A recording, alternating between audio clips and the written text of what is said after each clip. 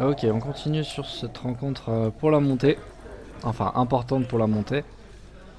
À 2 journées de la fin. Donc là, il y a 3-2 pour nous. Et donc on a gagné 3 matchs, ils ont perdu... Non, on a gagné 3 matchs, on a perdu 2 matchs. Et là je joue Hugo Morin, donc qui est le mieux classé de la rencontre. Il est dans les 16,70 ou 16,80 je crois. Donc voilà, il joue très bien. Premier set va être honnêtement le plus décisif. C'est là où tout va se passer. Ça va un petit peu dicter bah voilà la vibe un peu du match.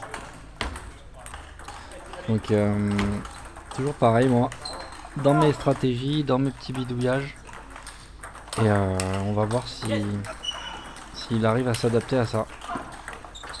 Donc là ça c'est top. Ah ouais, ça super petit enchaînement à la table. Un truc que j'aimerais faire beaucoup plus souvent. Donc voilà. À bosser. Donc là on se retrouve sur un super point à mi-distance. Où j'essaie d'y tenir. Où elle passe encore. Aïe, il touche le filet à la fin, dommage.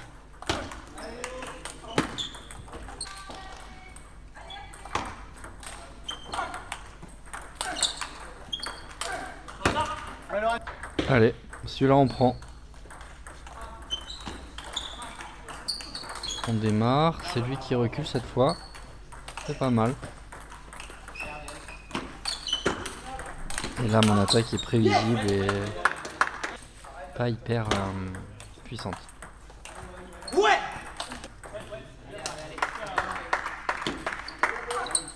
Donc là encore une fois, je me retrouve loin. Il rate.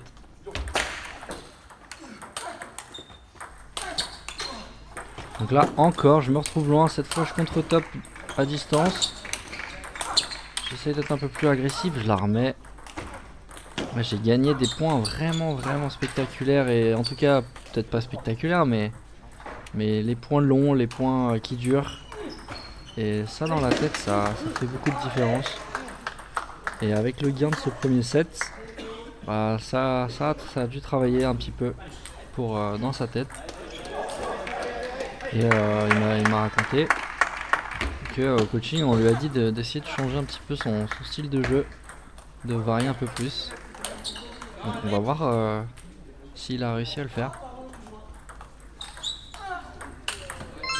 Mais là malheureusement il a topé trop doucement et je l'ai vu venir à 10 000. Aïe, là j'ai un petit peu eu de chance.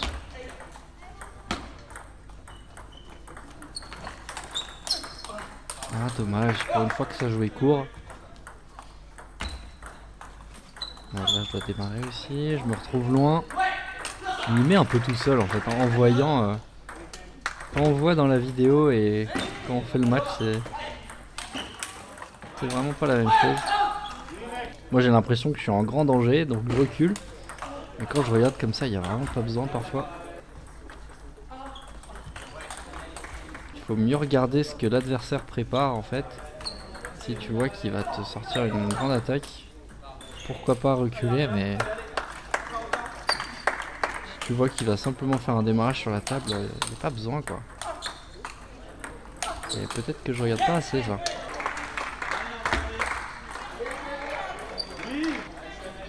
Là de la bonne variation en remise de temps en temps très tôt, de temps en temps un peu sous la table. À jouer beaucoup avec les side spins. Les effets sur le côté, moi j'aime beaucoup jouer avec ça. Pas des choses que les gens rencontrent très souvent, donc ça me permet de gagner des points.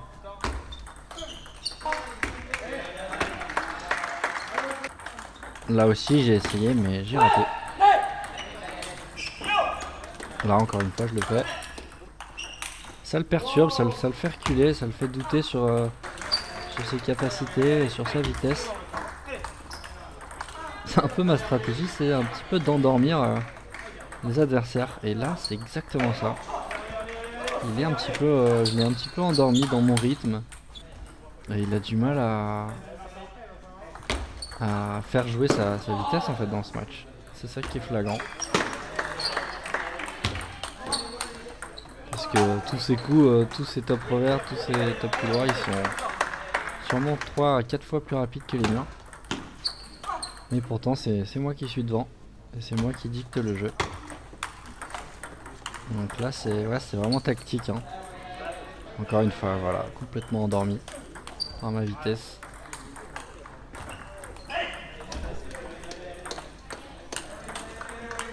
Là j'en mets un petit peu, mais vous voyez, dès que j'appuie un petit peu les balles, bah, j'assume pas derrière. Mon temps de récupération après mon swing est un peu trop lent.